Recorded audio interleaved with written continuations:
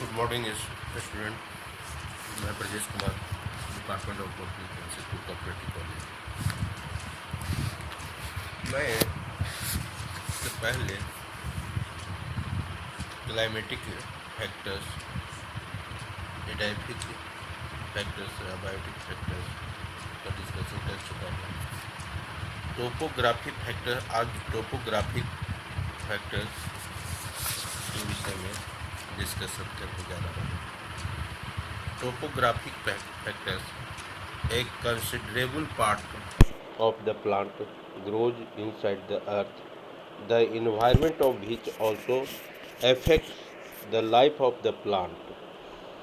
The factors of the earth are of two kinds: those that relate to the form, physiography and surface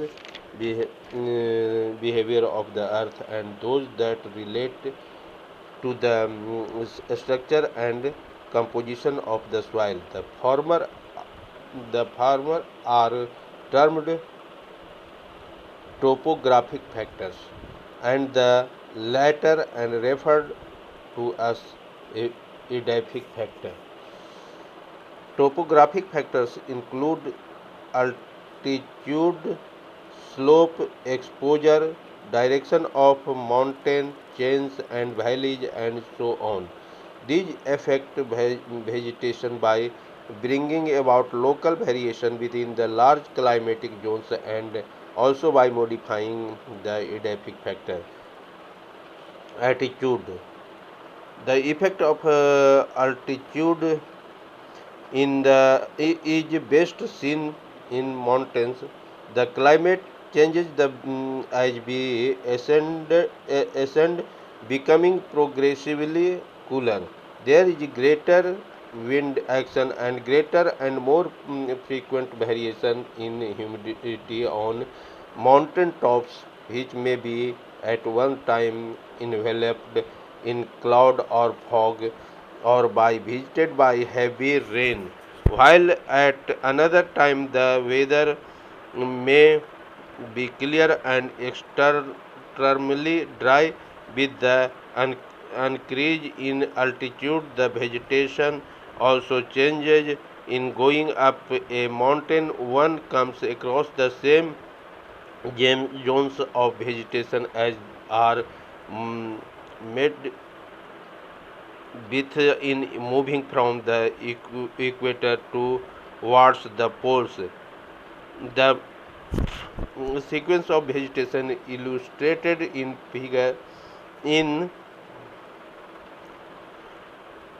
the sequence of vegetation illustrated would be evident to anyone who would make a journey up the western Himalayas. In high mountains, increased insolation favors flower formation. The greatest abundance of flowers is met with in the alpine meadows. The slope. The effect of slope on insolation has already been mentioned. In the mountains, the south-facing slopes are sooner and warmer than in the north-facing slopes.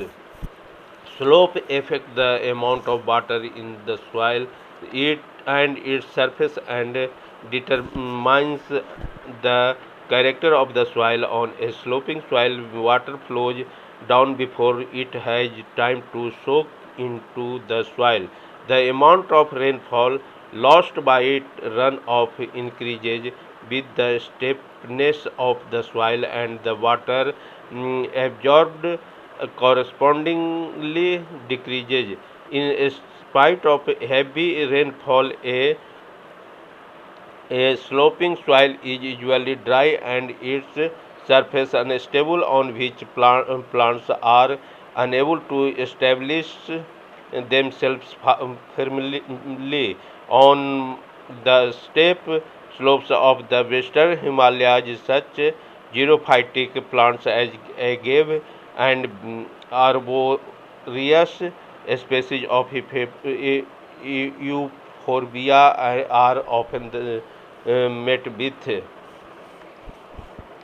on soil that is level or almost so. New soil is formed by weathering, and humus also accumulates on a sloping soil. This material is carried down by the rapidly flowing rainwater and is deposited in the valleys below at at the river mountain, where it forms mud flats on less steep slopes. Even in regions of heavy rainfall, active erosion and denudation due to this moving surface water may result in an almost entire absence of higher plants from considerable areas on hillside, producing topographic deserts. Slope also affects the position of the water table. That means the level below which liquid water collects. In general, the water table is nearer the ground level in valleys than in hills. This makes water easily available to the plants in the valleys, which are usually covered with luxuriant vegetation. Exposure.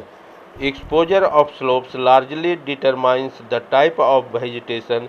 A slope exposed to sun and wind bears vegetation entirely different from that which is less exposed to either. The southern slopes of the Himalayas bear a more mesophils, and the northern slopes are a more xerophilous vegetation, because the former come in the way of the monsoon winds and are humid, whereas the latter are dry due to dry winds. Direction of mountain change. Mountains affect climate. They steer wind into definite direction. Occasion winds cause rains on certain sites, and condense water vapor in the form of clouds and fog.